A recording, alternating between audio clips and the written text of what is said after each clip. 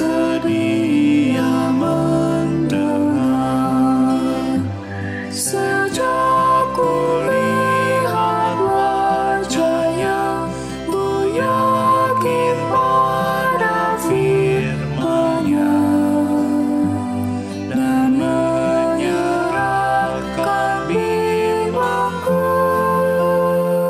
di dalam saat yang teduh.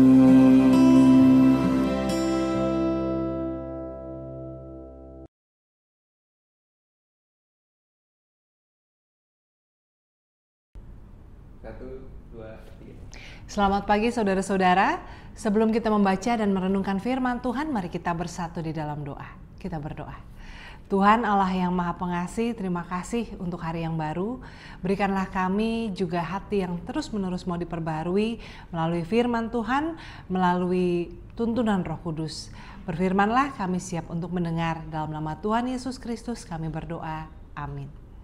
Saudara-saudara, kita membaca firman Tuhan dari surat Roma pasal 2 dimulai dari ayat 12 sampai 16. Demikian. Sebab semua orang yang berdosa tanpa hukum Taurat akan binasa tanpa hukum Taurat. Dan semua orang yang berdosa di bawah hukum Taurat akan dihakimi oleh hukum Taurat.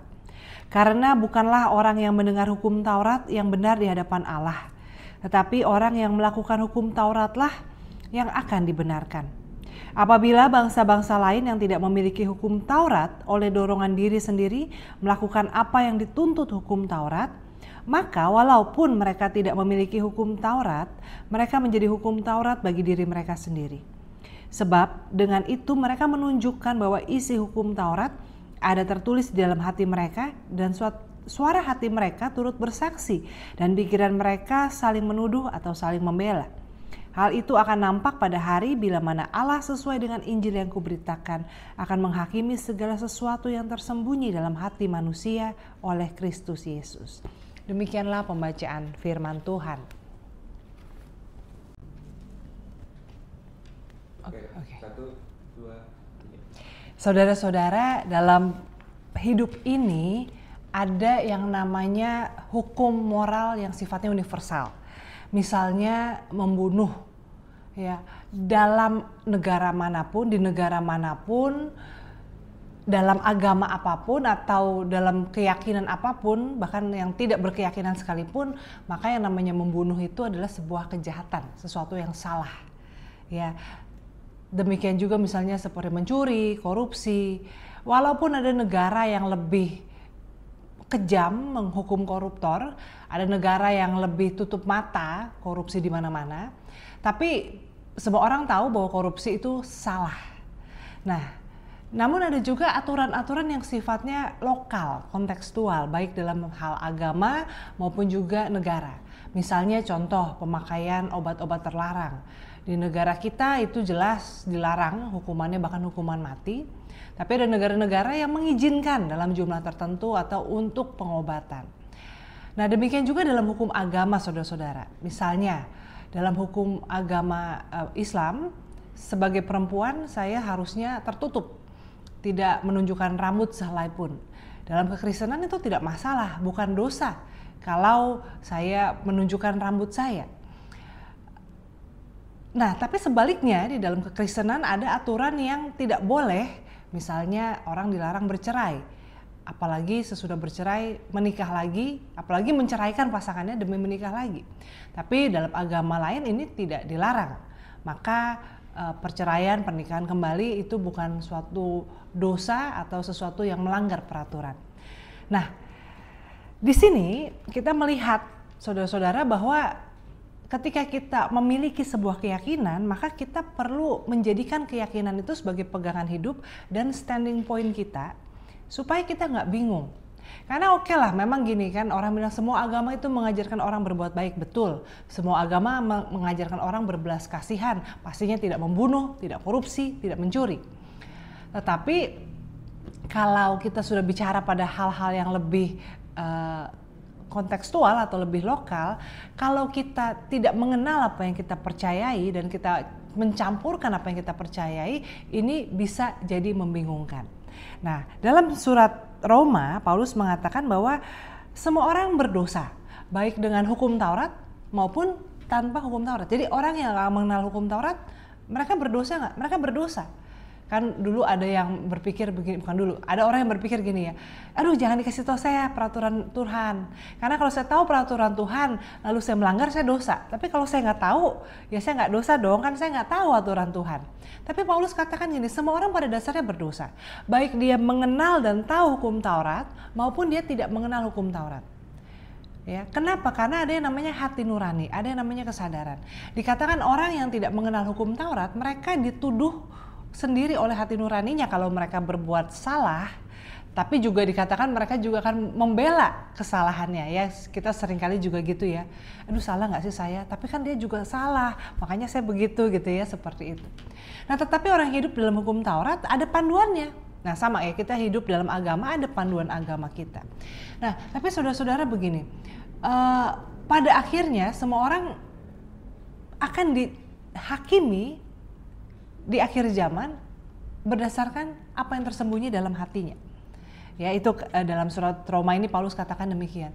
Jadi mungkin sekarang kita memang punya konsep yang berbeda-beda tentang apa yang benar, apa yang boleh, apa yang tidak pantas, dan apa yang berdosa dalam konteks masing-masing.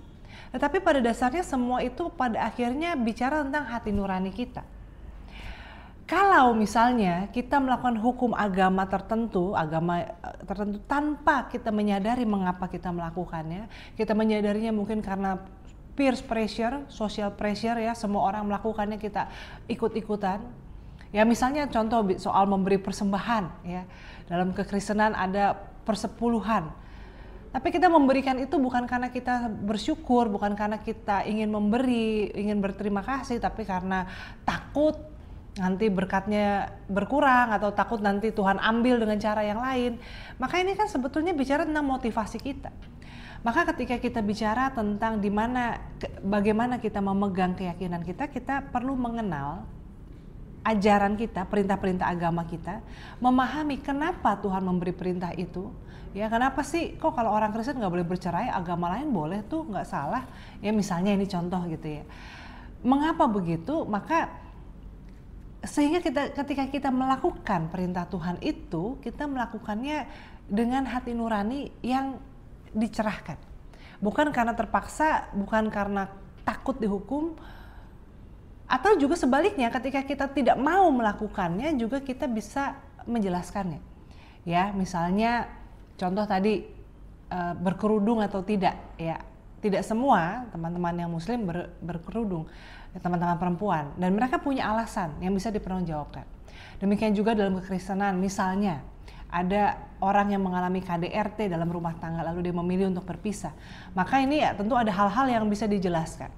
Nah, kuncinya apa saudara-saudara? Kuncinya adalah apakah kesadaran kita dalam arti consciousness kita, hati nurani kita itu bisa damai sejahtera, tidak merasa salah, menyadari bahwa kita ini nggak lagi membohongi Tuhan, nggak lagi membohongi diri sendiri, nggak lagi mempermainkan aturan-aturan agama, tapi kita sudah berusaha dan ini kesimpulan yang kita ambil. Ya, jadi agama itu juga jangan sampai, aturan-aturan agama jangan sampai dipakai untuk menekan kita. Sehingga kita banyak ya orang menggunakan aturan agama untuk menindas orang, menekan, menakut-nakuti orang, atau juga termasuk dirinya sendiri. Oleh karena itu perlu yang namanya ini tadi kesadaran. Jadi dikatakan bahwa orang-orang yang tidak mengenal hukum Taurat, mereka dipimpin oleh hati nurani mereka. Tapi pada akhirnya semua orang akan dihakimi berdasarkan apa yang tersembunyi dalam hati mereka. Nah, aturan agama, aturan kekristenan ya, perintah-perintah firman Tuhan mengajak kita untuk punya panduan. Jadi kita nggak mulai dari nol, nggak mengarang sendiri aturan hidup kita. Sudah ada panduan yang teruji ribuan tahun turun-temurun dan hasilnya teruji ya, orang-orang yang hidup sesuai firman Tuhan, hidupnya baik, hidupnya menjadi berkat.